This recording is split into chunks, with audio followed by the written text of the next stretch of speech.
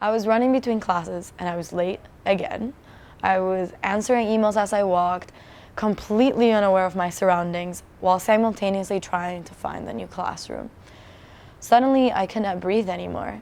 I got really dizzy and I felt like fainting, and I completely forgot where I was. Panic gripped me and I had to lie down. This was the climax of a string of panic attacks and sleepless nights. After 2 weeks of a headache, I decided to go to the doctor.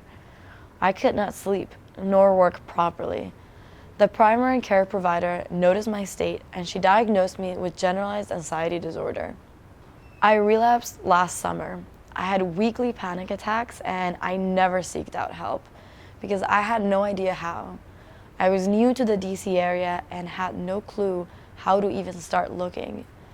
I really wanted a therapist, but I did not think I could find one that would understand me in that area. Shelby was one of those kids that everyone loved the instant they met her. Shelby had the biggest heart. She was hilariously funny. She was a straight-A student, competed at a national level in competitive horseback riding, and even helped write a chapter in a neuroscience textbook. As Shelby got older, she became slightly less energetic and outgoing, but we just thought that she was going through a normal teenager phase. What we didn't know was that at the time, Shelby was actually quietly struggling with depression. When Shelby finally reached out for help, my family scrambled to find her a therapist, and since we hadn't had any prior experience in mental health, we didn't really know what we were looking for. We really had a hard time. The hospital we were at wasn't able to give us many recommendations. We found ourselves completely, lost in finding what was the right resource for her. We were lucky enough to have happened to found a place for her to go, but it was an extremely hard process. Despite how hard we tried and how willing Shelby was to go to therapy, we never really found her the right therapeutic fit. And we didn't find her the right resources. And we lost Shelby to suicide my freshman year of university. It shouldn't be this way, though. You shouldn't have to understand all these little elements or experience to be able to find the right therapeutic fit.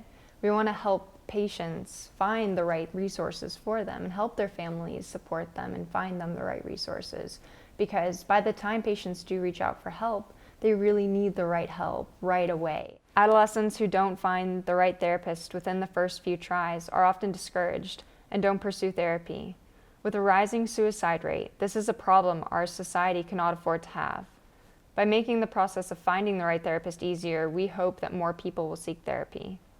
At MiResource, we want to make the ability for you to find resources super easy so that if you've never had experience in mental health, you can still find the right resources that you need.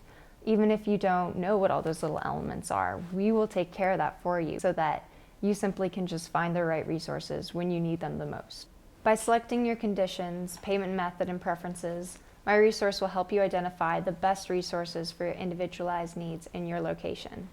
We take into account all the little things that contribute to the right therapeutic fit so that you don't have to. We want to make sure that we are servicing those who are familiar with mental health and also those who have just been diagnosed and don't know what the next step is. We want to help you find the right support that you need right away. Help support us support you. Let's make the world a mentally healthier place, one therapeutic match at a time.